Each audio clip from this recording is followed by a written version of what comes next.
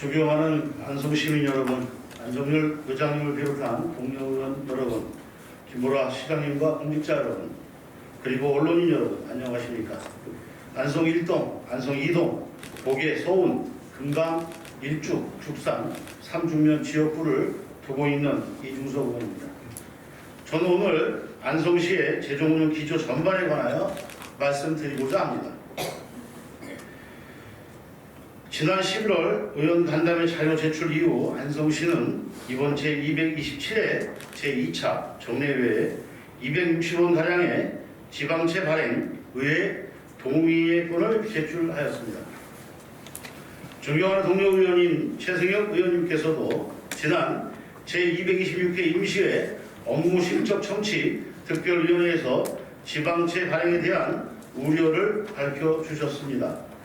상수도 과장께서는 이를 두고 의회에서 상수도 지방채를 도와주지 않으면 안성시 발전은 앞으로 10년이 늦어질지 20년이 늦어질지 알 수 없다라고 말씀해 주셨습니다. 본 의원은 지방채 발행이 재정 문제의 만능이 해결책이라고 생각하는 집행부의 재정운영 기조에 결코 동의할 수 없으며 안성시 입장에 대묻지 않을 수 없습니다. 안성시의회가 집행부의 주장대로 지방채 발행에 동의한다면 안성시 발전은 앞으로 10년, 20년이 빨라지는 것입니까? 정말 그럴 수만 있다면 본 의원이 앞장서서 지방채 발행을 동의하겠습니다. 한 번이 아니라 100번이라도 동의하겠습니다. 지방재정법 제11조 제2항에는 지방채를 발행하려면 지방의 의결을 얻게 되어 있습니다. 지방재정법 제11조 법문의 취지는 안성시의 예산은 시민들의 삶과 직결되어 있기에 향후 재정 여건을 고려하기 위하여 관료들의 독단적인 판단이 아닌 대의기관인 의회 의결을 반드시 들어야 한다는 것입니다. 존경하는 안성시민 여러분, 빚을 지는 것은 쉬운 일입니다. 그러나 건전 재정을 유지하는 것은 어려운 일입니다. 철도를 비롯한 범국가적인 인프라 사업, 저소득층 복지를 비롯한 사회복지 사업 등 당장 내년도 안성에 대하여 골몰해야 할 판에 우리는 12년 만기 빚을 목전에 맞이하게 되었습니다. 안성시 홈페이지에 게시한 결산서를 보면 세입 예산에서 세출 예산을 제외한 죄송합니다. 잉여금 중 2월금과 보조금 실제 반납금을 제외한 순세계 잉여금에 대한 내역이 나와 있습니다. 이는 당초 계획한 금액보다 예산을 지출하지 못한 것을 증명하는 것입니다. 김보라 시장께서는 실질적으로 임기를 시작한 2021년의 안성시의 순세계 잉여금은 1,656억 원이었습니다. 그 이후 2022년은 1,365억 원, 2023년도에는 846억 원이었습니다. 3년간 지출하지 못했던 순세계 잉여금은 3,867억 원입니다. 이렇게 안 쓰고 이월되는 돈이 있음에도 불구하고 260억 원이 없어서 지방채를 발행한다는 것은 재정이 좋지 않다는 두려움을 시민 여러분들에게 심어주겠다는 것 이외에는 지방채 발행의 목적을 설명하기 어렵습니다. 재정의 여유가 없으니 시민에게 허리띠를 졸라매라고 강요하는 것과 다를 바가 없습니다. 안성시가 채무 제로를 선언했던 2017년로부터 현재까지 불과 7년도 지나지 않았습니다. 안성시 예산 규모는 과거와 달리 점차 확장되어 어느덧 최종 예산의 규모는 1조를 돌파했으나 우리는 260억 원 지방채 발행을 논하고 있습니다. 그물이 클수록 물고기는 빠져나가기 쉬운 법입니다. 안성시는 1조 원이라는 규모에 매몰되어 있지는 않습니까? 안성시는 그간 예산 절감을 위하여 어떤 노력을 해왔습니까? 최근 언론에 보도된 안성시장의 업무 추진비 32% 삭감은 정치적인 효과, 그 이상 이하의 효과도 없다는 사실을 이 자리에 계신 모두는 이미 알고 계실 것입니다. 재정 문제 해결책이 2,700만 원의 업무 추진비 절감은 아닐 것입니다.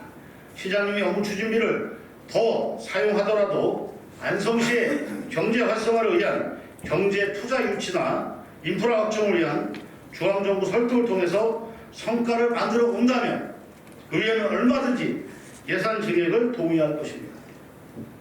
재정 효율성을 확보하기 위한 방안 없이 그저 업무 추진비 일부 반납을 두고 예산 절감에 노력을 한다면 이미 이는 수준 낮은 보여주식 정치적 행위에 불과한 것입니다. 현재 문제는 안성시가 지방채 발행을 하지 않아도 될 만한 예산 규모를 가졌음에도 불구하고 지방채 발행을 고수하는 것입니다. 안성시청이 발간한 2024-2028 안성시 중기지방재정계획에 따르면 안성산업진흥원 설립을 비롯하여 공공시설 건립, 중축, 이전에 대하여 규모가 큰 15개 사업만 추려도 4,457억 원을 지출할 계획입니다. 정치인은 자신이 말한 공약을 지켜야 한다는 것은 정치를 하는 사람의 한 명으로서 누구보다도 잘 알고 있습니다. 하지만 진정한 시민의 대표자라면 자신의 공약을 고수하는 것보다 공공의 이익과 민생을 위해서 자신의 신념을 포기할 줄도 알아야 한다고 봅니다. 시장으로서 자신의 모든 공약을 지켰지만 시민이 가난해진다면 그 도시를 두고 어느 누가 풍요로운 고장이라고 말하겠습니까? 지방채 발행에 대해서 시민 여러분들께서 아무런 구체의식이 없는 집행부에 빠져먹고 싶습니다. 지방채를 발행한 만큼 예산을 많이 사용했다면 도대체 안성의 저소득층은 몇 명이나 빈곤으로부터 해방되었습니까? 안성의 소상공인은 먹고 사는 삶의 질이 얼마나 나아졌습니까? 도대체 그놈의 철도는 언제쯤 깔리는 것입니까? 이를 수치로 답하라는 의회의 말에는 침묵으로 일관하면서 오직 지방채 발행만이 안성시를 발전시킬 수 있는 유일한 길이라는 말에 과연 몇 명의 시민이 동의하겠습니까?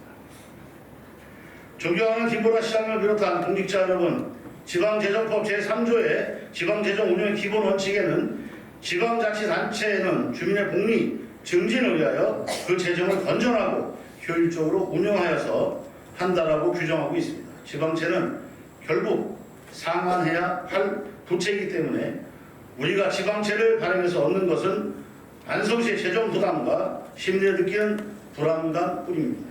시민들이 느끼는 불안감, 진정한 재정 효율성을 위한 노력은 오늘의 건전 재정이 아닌 내일을 사는 우리 아이들에 대한 복지요, 교육이요, 먹고 사는 문제가 될 것입니다. 명확한 목적이 있는 사람은 가장 험난한 길에서조차도 앞으로 나아가고 아무런 목적이 없는 사람은 가장 순탄한 길에서도 조차도 앞으로 나아가지 못한다고 합니다. 오늘에서라도 시민 중심 안성시를 위한 목적의식을 새롭게 정립합시다. 같은 마음으로 미래를 향해 나아가자는 동심만리 마음가짐으로 가장 험난한 길도 두려워하지 않고 더 좋은 안성, 더 나은 안성을 위해서 우리 모두 함께 합시다. 이상으로 자유반을 마치겠습니다. 경청해 주셔서 감사합니다.